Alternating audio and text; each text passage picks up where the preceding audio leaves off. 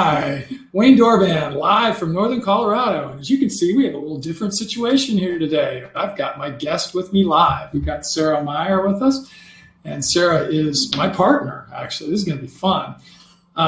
Before we talk with Sara, though, I'd just like to talk a little bit about the future. And I'm actually looking across at our producers as I say this. We're actually using a webcam today. Usually we have a dedicated camera that I forgot to bring today. So we're using our webcam, and the picture will be a little lower quality than it is sometimes, but I think it'll be good for you. Now you're going to be about 45 seconds delayed from us. So you'll see everything a little bit afterwards. And the reason for that is that if we just start going on to our ranting rage about something, we can be aborted. No, that's not true, actually. Not a whole lot of editorial ability as we're live here. But 2 weeks from now, on the third Wednesday of the month, we'll be having our next Economics in Action webinar. And Deb's going to tell me who the speaker will be in just a second. And we are all invited, and we'd love to have you. And it looks like we're hearing that everybody is seeing and hearing us, which is great. And so please come and listen again. Please put questions that you have in the chat box. And we might try something on this time, if some of you would allow us. We have a new platform that we're using called Webinar Jam Studio, which is an advancement of our original one. We might call on one of you if you'd like us, if you wouldn't mind doing it, to see if you want to actually ask a question live. We can do that now with this rather than it coming just through the chat. I might even pick on Mark because I know he's always around, and see if he'd be willing to just ask a question. And we're going to be doing it a little bit for the first time to see how it works anyway. So that's that. I wanted to bring up one other thing, though. Don't do too often about products, but if you can see this little bag here that's on the camera, you can see it says Cutting Globe. This is actually a pretty cool product out of Ireland that I'm going to pull one from another container out to show you specifically what it looks like. This is one of the cutting globes, and it's always hard on film to see size. And this is about 1.5 inches in diameter.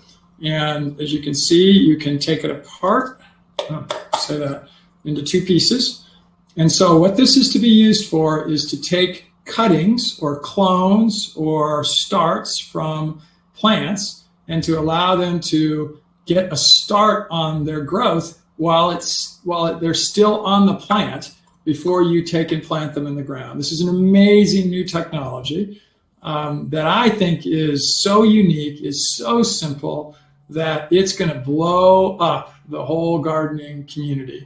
And we are fortunate because we have the exclusive rights to sell it in the United States. And therefore, it's taken us a while. I haven't said anything about this because it wasn't until just last week that we got that exclusivity. Our partner in this business, and this business is called Saving the Green, is Teresa Tierney. You've probably seen or heard Teresa's name if you've been around us at all. Teresa's been with us for 1.5 years or a little longer. She was in Syracuse, New York. She moved to Ireland about almost a year ago during the summer last year. That's where her husband's family is from historically. And so she's living in Ireland now, in a Galway area, which is somewhere on the west side of the country. I really hope to get there soon. She came upon this product at a garden store that is there locally, and it turns out the manufacturers are right there. And so, again, the way this works is you would take a stem of a plant, which I would have brought one in here, and for anything in this case that would be, this is what, Sara, about 1/2 inch around. So it could be a rose, it could be a tree of some kind or whatever, and you would take and cut the bark off of the piece of the stem about this length, not quite the total length of the width of the ball here. And then you would take peat moss or something that would just be a little soil mix. You'd put it back in. You'd then put the globe back together where the plant's now growing up through the middle of it like this. And you also would probably want to use some kind of a salve around the part that you trimmed the bark off with. And they make hormones that we're actually going to be selling at some point to be able to do for that purpose. There are natural ones. Actually, you can use willow water is one that I've heard that's really good. Supposedly what's called eaves honey, which means honey that's produced by bees at the end of their season. All you do, if this was going down to the bigger stem or to the I'm not thinking of the word. What's the big branch of a trunk? Yeah, trunk. Down to the trunk, you would cut it off right below the ball here, and you'd take this out.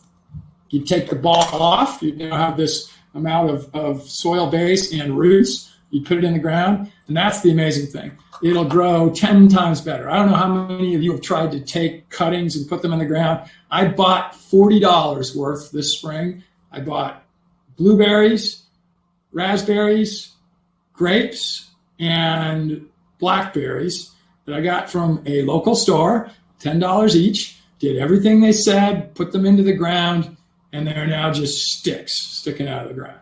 Well, that's pretty much everybody I've ever talked to. That's their experience. Well, this is going to go in the ground as a growing tree. Now, you already, or plant or bush or whatever you've done, you may want to protect it from predators, because that's been a little bit of the problem with the ones that I have, I know. But it would already be well established. And there's a plant that, is it called wisteria? I'm not a real big plant that I guess if you would normally plant it, it takes 5 years before it'll produce flowers. If you took this off of a flowering wisteria plant, I'm told, and put it in the ground, after 6 weeks, it'll flower that same season. You gain 5 to 7 years. This is going to be a miracle product. So we're going to start selling it on a website called Saving the Green, which isn't up yet. It's in a development stage, or else I'd have Brian show it to you right now.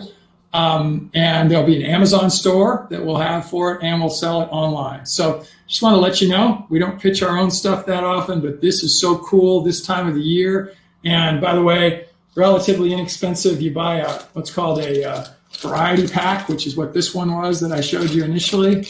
And there's a large one. You can see that's quite a bit bigger. Yeah. This has got like a 3/4 inch hull than the size that I have here. And I think there's 3 of the smaller size. And I think that's going to be like $15, something like that. I don't quote me on the price, but it's really inexpensive and clearly reusable. So this isn't intended to be used once. You can use this over and over again. So that's something I wanted to briefly talk about, which then leads us into our interview for today, which is with Sara. And so, hi, Sara. Hello. How are you doing? I'm doing well. How are you? Good. And you were able to get away from the chickens again? I did, yeah. Bit? All right. Looks like we're even getting some questions. Sara says audio and picture is fine. We're going to play with your chickens. Oh, okay. That's somebody that's out at the ranch. So she's saying that she's going to go out and play. New babies. Yeah. So, Sara, tell us a little bit about yourself, just your sort of history as a person, where'd you grow up, and sort of what's led you to where you're at today in the business situation. Okay. I'm from Roosters, Colorado. It's down in the southwest part of the state, right next to New Mexico. I have had chickens since I was 6 years old. My dad found them one time when I was hunting, or when he was hunting actually, and he brought me home my first hen, Jenny Penny. And since then I've kind of fell in love with chickens, and I always had a couple. And then through FFA, Future Farmers of America, they have this program that you have to do every year. It's called a Supervised Agriculture Experience Program. And so you have to keep records, you can sell things, you can have a job. But I already had these chickens, so I decided to buy 200 more and start my own business. And well, I started with 25, and then things went crazy because you can't just have one chicken. You have to have a lot. So I had 250, and I sold at farmers market until I went to CSU. In 2009, I graduated and went to CSU. And I had to leave my chickens behind with my cousin, and he continued the business and showed me that it could go huge. And so I decided, hey, why not? I have a degree in animal science and ag business. I need to get back into this, and started up here in the Front Range. And what's your business called? Sara's Pick of the Coop. Okay. I kept my name. Right now, if you are seeing it, you're seeing a bunch of our chicks, or Sara's chicks that are out there. So anyway, so you did this through up until when you came to college, and then your cousin came. And tell us, I mean, you said he's done all right with it. So what has he been able to do with what you started? And does he have a real business there? Yeah, he continued with the chickens, and he also added on some pork and turkeys. But with the chickens, he went from my 250 to 300-ish that I had when I left to now he has 900 this year. And he continues to sell out every week. And so he's doing really well. He's selling to places like Telluride, some restaurants that are really fancy, and then just the local farmers markets.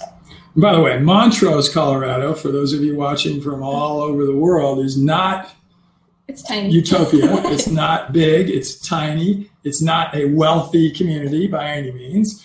And now, in contrast, Telluride is a ski area. And in the summer, it's just a vacation spot for people from all over the world, really. But it's not right next door. How far is Telluride from Montrose? About an hour, hour and a half. Okay, so probably as far or farther than we are from Denver, right? Yes. So he's kind of marketing into some place that's not real close. And we'll talk more about this. But if I were to go to the grocery store right now and buy eggs from production farmer that is growing chickens in ways that we probably aren't real excited about, we'll talk more about, but how much would I pay? Which kind of eggs, right? Like free range or? Yeah, let's say what the grocery store is selling as a free range. $5 to $7. Okay. If you go to Whole Foods, $6 to $8. Okay. And if I was buying one that just as eggs in a carton, $2. $2. What a contrast, right? And I'm going to ask a question of the audience. All of you, if you would, why don't you tell us what you pay for eggs and tell us how you get them? And remember, we just categorized two different types. We called one, which was, I'm calling it factory chickens, and there aren't going to be any representations about their quality at all. They'll probably be from places like Tyson, or they won't probably say Tyson, but it'll be their growers, and there'll be millions of chickens growing in a space that's not much bigger than your house, and so on. And those will be that $2 number, right?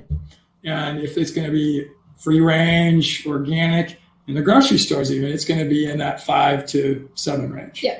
Okay. And we'll go back to that. But why don't all of you maybe just chime in and say what you pay? So Dawn actually is biased. She says $5 from Sara. That's not fair because she buys from her. But we'll look and see what other people comment on. So he's doing it now. And so now tell us how you sort of came to the decision to do what you're doing, and how did we get together? And we'll talk about that a little bit more. So I was working as a barista and being kind of miserable, which I have an animal science degree and felt like I was just kind of wasting my time. And I went and visited my cousin one day, and there's some pictures from when I visited him actually on here. And it just kind of brought back to my memory, like, oh my gosh, chickens are awesome. It's something I enjoy doing. Why am I not doing this? So I started searching for a place to go, and I know Janine from the ranch. And so I've been posting on Facebook about my adventures, trying to find someone, and she messaged me one day and was like, hey, I know this cool guy. This is a really neat ranch. You should come check it out. And that's how I came up to the ranch. Yeah, and this was in, time flies because it's June now, but I think either December late or January, right? It was sort of right at that time frame. And we had not decided about doing anything immediately. We have a train going by right now, but there's going to be one more set of whistles here in a second. So put up with that a little bit. I'm going to look and see what other people are saying. So somebody else, Charles, says free range brown for $4.50. I want Mark to say what he pays for him over in Pakistan or in Bangladesh. Sorry, Mark. In Bangladesh, and see what he says that they pay there, equivalent in US dollars. Mark actually spent a bunch of years in the U.S., so he can make that conversion, I'm sure, in his head. Anyway, so you came out, and we were going to be doing other sorts of partnerships. We talked maybe long term about chickens, but it wasn't an immediate thing on our list. But Sara came in and she talked with us about it, and we were excited, and she had some other options, but we were thinking that this would be good. By the way, the picture that might be up now is your cousin's place. Yeah. And I guess let's stay on this picture real quick before I go on. Those are obviously free range. I mean, I think I'm going to ask about that later, Vic, but I live it now because I see these chickens. They can go, those chickens right there can go a lot of places, right? They're not being limited 50 a whole acres lot. there that they can all travel around. They choose about 5 that they really, really like. Right. That's been my experience. And honestly, they do create territories really for themselves, and they don't like to go beyond those, and they really won't. So those of you that are thinking about chickens more than even just having a couple, they really don't range that far. And if you're thinking about them, and it's interesting in city areas now, where one of the real concerns is, well, if I allow chickens in my neighborhood, they're going to wander everywhere, and people aren't going to have them. They're probably not going to do that much of that.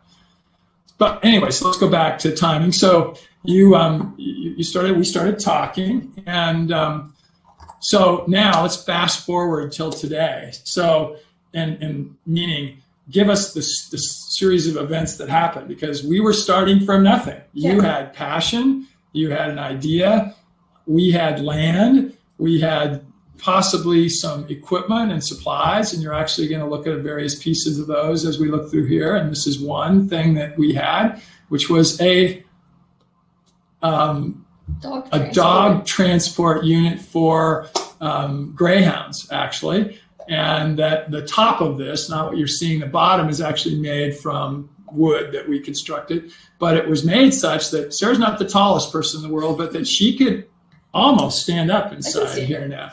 And this, what you're looking at here, is probably 6 feet, maybe as much as 8 feet wide, actually, right? And about 10 feet long, right, in scale. So that's just an example of something we both brought to the table. But we didn't have any of this put together as we started this. So talk about what we did to get going, what you did.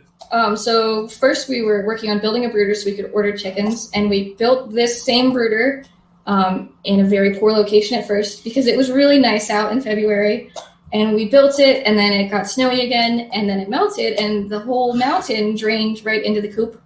So we had ordered the chickens already, so we had to move it really quickly.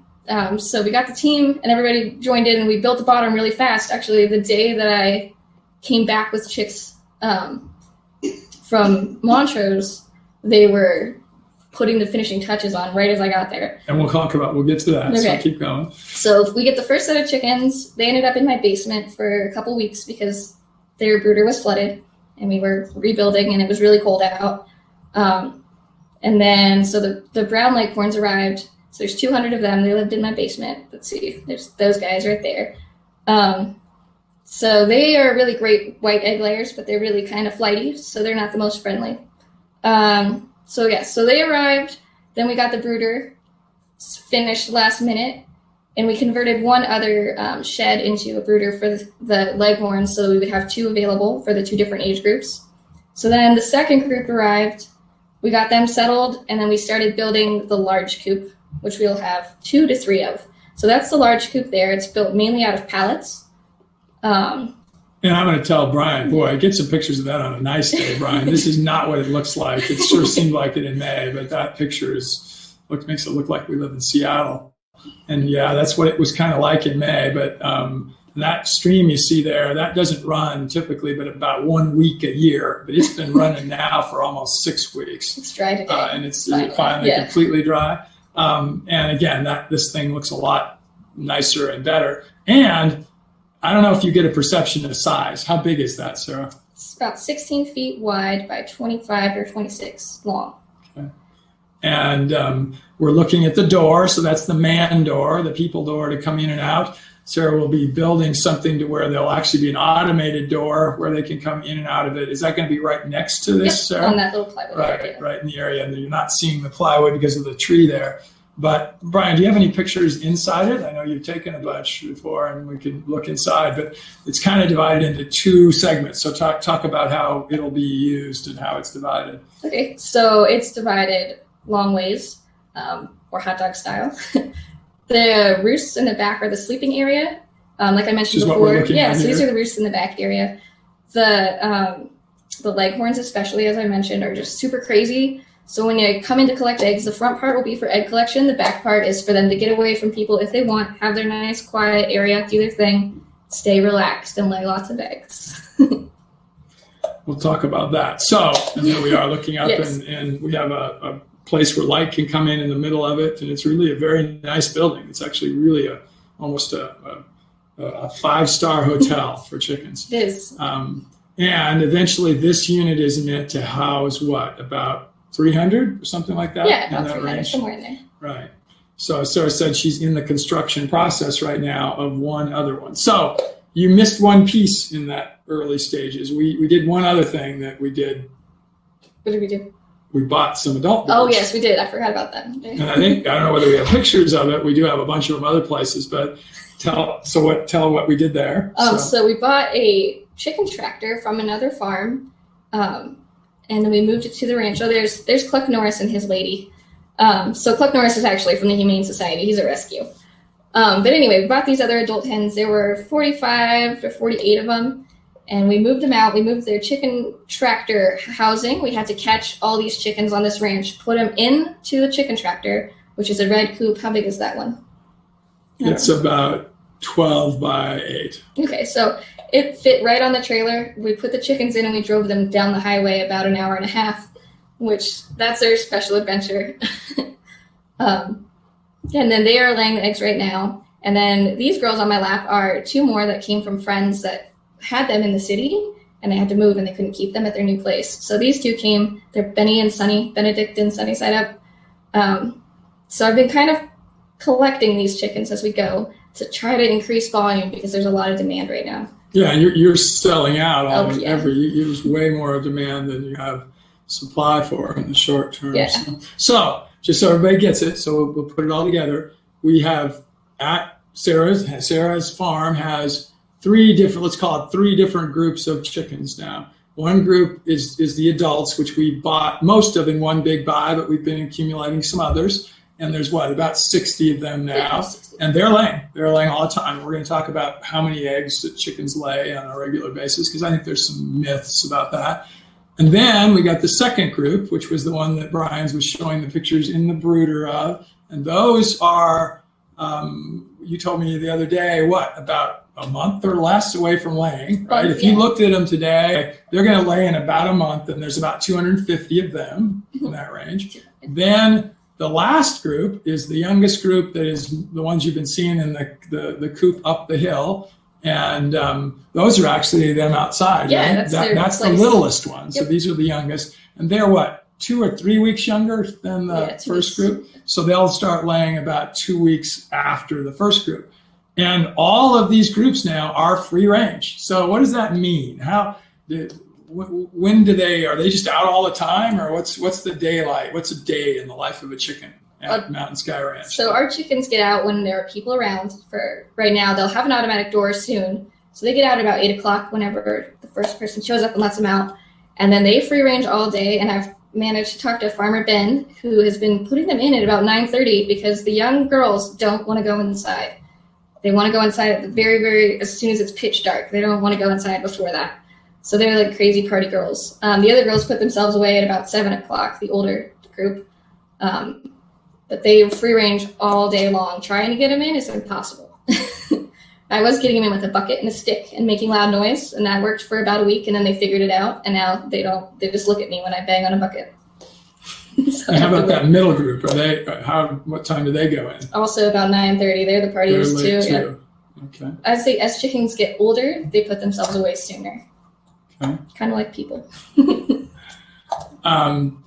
And so that's a day sort of in the life of a chicken. And during the day, how much feed do you give them? Or are they just sort of out grabbing whatever they can find themselves? The smaller group that's still growing a lot, I still feed them about 80 pounds a day in morning and at night. So they're eating a lot. They're eating close to 100 pounds a day. However, remember, that's 450 birds, yes, just so you don't get not one bird. The big girls get about 12 pounds for the 45 of them, which is about a quarter pound each. And they get in the evening. I try to make them eat as much natural forage as I can. And that goes for all of them. I try to make them eat whatever they can find, because feeding them when there's so much good grass and things around is just kind of pointless. And there's another group of chickens out at the ranch, and they actually come in 2 different groups also. One group, I believe, is 5 years or now over 5 years old. This is their 5th year, and they probably should not be around, and they're probably not laying anymore, although Deb actually believes they are. There were originally 8 or 9 of them. There are now 6 or so of them left, 5, Deb says. And then a second group came a year or two later, maybe. So they're 1 year old right now. So they're really going into their peak of laying. And Sara will talk about timing on that in a minute. And there were how many of them, and how many of them are there now? There were 6 girls and dog. And a rooster.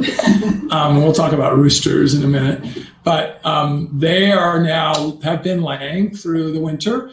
And they were originally bought mainly for pest control because they eat all kinds of things that we have around the farm. And I don't know what other people's experiences in our part of the world that are watching this right now, but I would bet you've got mosquitoes right now, you've got bugs. I hardly see any of those on our farm. And we have lots of water right now, especially this year. And Sara and I were actually fishing the other night. And how many bugs did we see? I didn't get bit one time. No, yeah. And so I'm not saying, and the chickens, by the way, don't go down to where our water is at all. That is not inside their territory. But still, they do an amazing job of sort of dealing with. And so Deb's totally convinced that just their fly control alone is valuable. And we have a completely separate chicken tractor for them. They are their own little community. They probably interact every once in a while with the others, but they're not that far away physically, but they're in a little separate group. And so that just shows you what you can sort of have in different groups, right? Yeah. So notice in the slide that's on here now, if Brian's showing, she mentioned Cluck Norris, which is a rooster. How many roosters do you think that you have in the groups of the 750 or so that we're going to have? Yeah. Probably like 15 or so. Okay. And is that about the right number that you'd want to have? Yeah, each rooster could handle up to 40 hens. They provide really great protection, and so having around 20 hens each is better because hens like to eat all day long, and you've probably seen that they just eat and peck, and they don't pay attention to the sky, where the rooster will stand out and watch for eagles and other predators and give warning for them to run and hide. So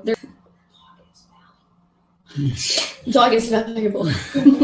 So the rooster that we have in this smaller group that is near with the alpacas is named Dog. So that's where that name came from.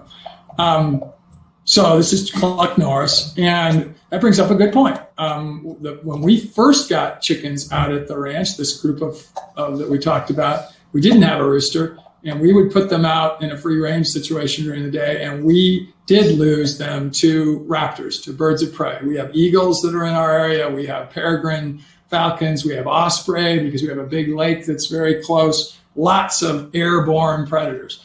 And we do have a problem with airborne predators. We'll talk about that in a minute, but it isn't the ones that are eating chickens. They're eating our eggs, actually. And so we'll talk about them. But so about 1 per 20 would be a good number if somebody had a smaller number of chickens. If you have too few hens, they'll beat them up. The rooster will beat up the hen, as those new ones that we got on Friday are pretty beat up. Okay. So you have to have a good balance or enough space. Okay. So what is our road ahead here? Let's talk through the next 6 months with your flock now, and what you'll be doing. So I have to finish up coop 2 and build a lot of nest boxes because the 200 plus leghorns will begin laying at the end of this month or the beginning of next month, and there will be an explosion of eggs. So right now